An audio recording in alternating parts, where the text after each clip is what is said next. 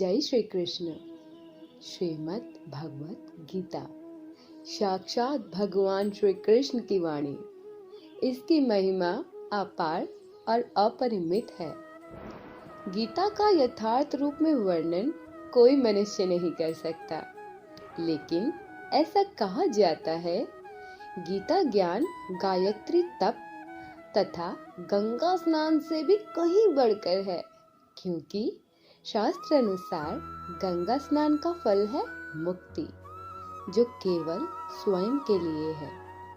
परंतु गीता रूपी ज्ञान में स्नान करने वाला न केवल स्वयं बल्कि दूसरों को तारने में भी समर्थ है। गीता ज्ञान से प्रकाशित बुद्धि सदैव विजय को प्राप्त होती है। गीता में ज्ञान, विज्ञान, ध्यान, जप, तप और कर्म इन सब का निचोड़ है। आसान शब्दों में अनुवाद करूं तो गीता है उत्तर हमारे भीतरी और बाहरी हर सवाल का। आप अपने जीवन की हर परिस्थिति में गीता के वचनों द्वारा उसका उत्तर यानी सॉल्यूशन पाएंगे। चलिए दोस्तों, आरंभ करते हैं गीता का ये महाज्ञान का पहला अध्याय, अर्जुन विषाद योग। आज से लगभग 5000 वर्ष पूर्व कुरुक्षेत्र की भूमि में हुए इस युद्ध से ही युग परिवर्तन हुआ था। दोस्तों, हम अपने इस मानव शरीर को कुरुक्षेत्र की भूमि के समान मान सकते हैं, क्योंकि हमारे इसी शरीर के साथ सभी समस्याएं लगी हैं, जैसे सभी रिश्ते नाते, दौलत, शोहरत, स्वास्थ्य और कभी ना खत्म होने वाली ये मोह से उत्पन्न हुई भावनाएं। और श्री कृष्ण के इस गीता के ज्ञान को आप युग परिवर्तन यानी चरित्र, व्यवहार और जीवन परिवर्तन मान लीजिए। आपको बस इस सफर में अर्जुन के भांति खुद को श्री कृष्ण के समर्पित करना है। महाभारत के इस युद्ध में दोनों ओर की सेनाएं अनेकों प्रकार के शस्त्रों से सुसज्जित एक दूसरे के सामने अपने अपने प्राण त्यागने के लिए सज्ज खड़ी हैं। युद्ध भयानक होते हैं, आसान नहीं। चाहे युद्ध भीतरी हो या बाहरी, चुनौतियों का डटकर सामना करने वाले ही विजय को प्राप्त होते हैं।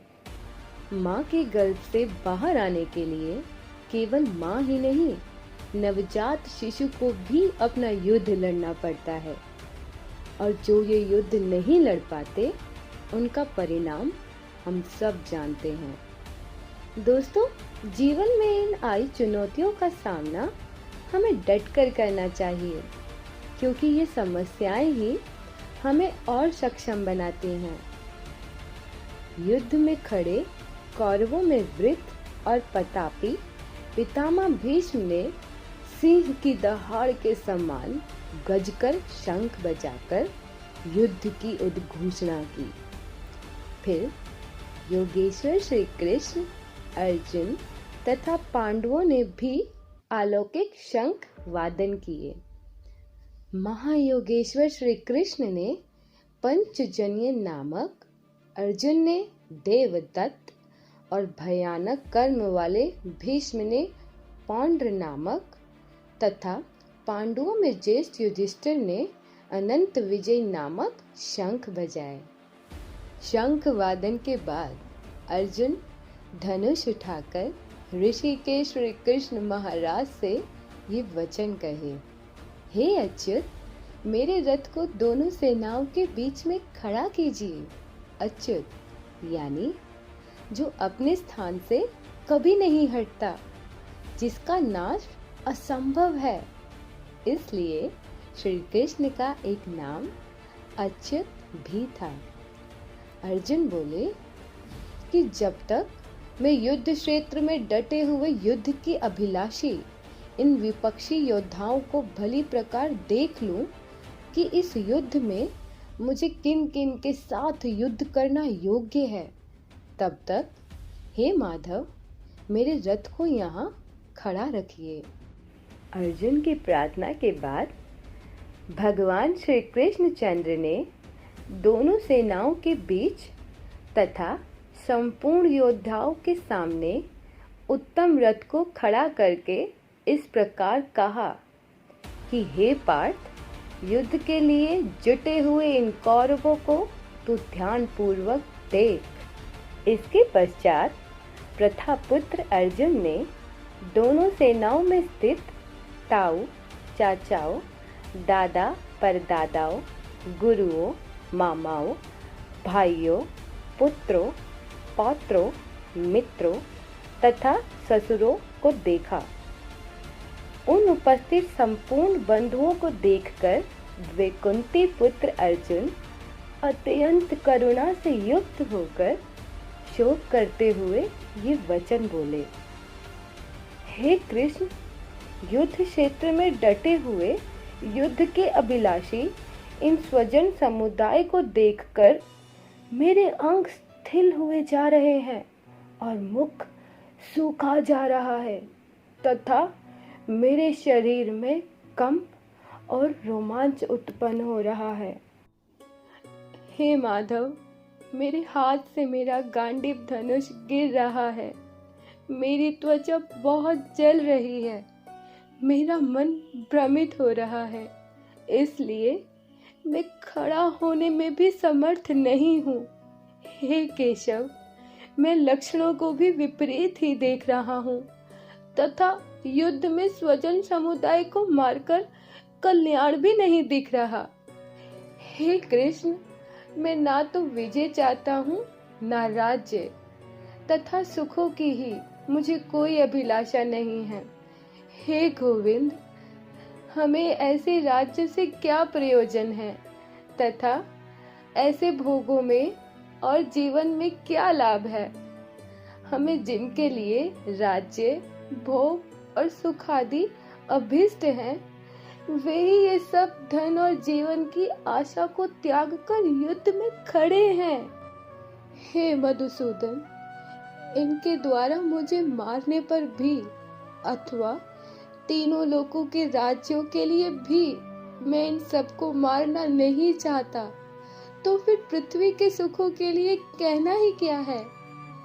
अतएव हे माधव, अपनी ही बांधव धृतराष्ट्र के पुत्रों को मारने के लिए मैं योग्य नहीं हूँ, क्योंकि अपने ही कुटुंब को मारकर हमें कैसे सुख की प्राप्ति होगी।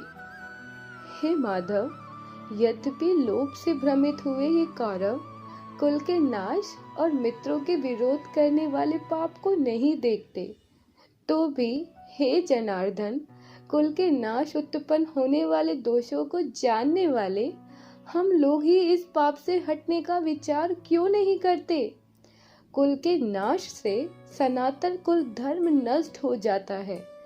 धर्म के नाश हो जाने पर संपूर्ण कुल में पाप फैल जाता है। हे कृष्ण, पाप के अधिक बढ़ जाने से कुल की स्त्रियां अत्यंत दूषित हो जाती हैं और स्त्रियों के दूषित हो जाने पर वर्ण संकर उत्पन्न होता है। वर्ण संकर कुल घातियों को और कुल को नरक में ले जाने के लिए होता है। लुप्त हुई पिंड और जल की क्रिया के अर्थात श्राद्ध और तर्पण से वंचित इनके पितृलोक भी अधोगति को प्राप्त होंगे। इन वर्ण संस्कारक दोष से कुल घातियों के सनातन कुल धर्म और जाति नष्ट भ्रष्ट हो जाते हैं। हे जनार्दन, जिनका कुल धर्म नष्ट हो गया है, ऐसे मनुष्यों का अनिश्चित काल तक नरक में वास होता है, ऐसा मैंने सुना है। और हम लोग बुद्धिमान होकर भी इस महान पाप को करने के लिए तैयार हो गए, जो राज्य और सुख के लोभ से स्वजनों को मारने के लिए उद्गत हो गए हैं। यदि मुझ शस्त्र रहित एवं सामना ना करने वाले को शस्त्र हाथ में उठाए धृतराष्ट्र के पुत्र रण में मार डाले तो वह मरना भी मेरे लिए अधिक कल्याणकारक होगा। और इसके पश्चात रणभूमि में शोक से उद्विग्न मन वाले अर्जुन इस प्रकार कहकर बाण सहित धनुष को त्याग कर रथ के पीछे वाले भाग में बैठ गए। दोस्तों, गीता का यह सीधा प्रसारण हमें संजय के द्वारा ही प्राप्त हुआ है। संजय को दिव्य दृष्टि प्राप्त थी। संजय गीता का और रणभूमि का सारा ज्ञान धृतराष्ट्र को बता रहे थे। तो आपने देखी अर्जुन की दुर्दशा, किस प्रकार अर्जुन अपने साथ हुए सभी अन्याय को भुलाकर युद्ध में मरने के लिए सज्ज खड़े हैं। ऐसे ही जब हम किसी अपने या खुद के भीतरी युद्ध में भाग लेते हैं तो असंख्य भावनाएं हमें घेर लेती हैं। इसलिए इस शरीर को कुरुक्षेत्र युद्ध भूमि के समान कहा है। यहाँ समाप्त होता है गीता का पहला अध्याय, जहाँ श्री कृष्ण ने बिना कुछ कहे अपने मित्र का सारा हाल ध्यान से सुना। अब उनकी स्थिति को भली प्रकार जान लेने के बाद भगवान श्री कृष्ण गीता के दूसरे अध्याय सांख्य योग में अर्जुन को आत्मज्ञान प्रदान करेंगे। मिलते हैं गीता के दूसरे अध्याय में। तब तक के लिए जय श्री कृष्ण दोस्तों।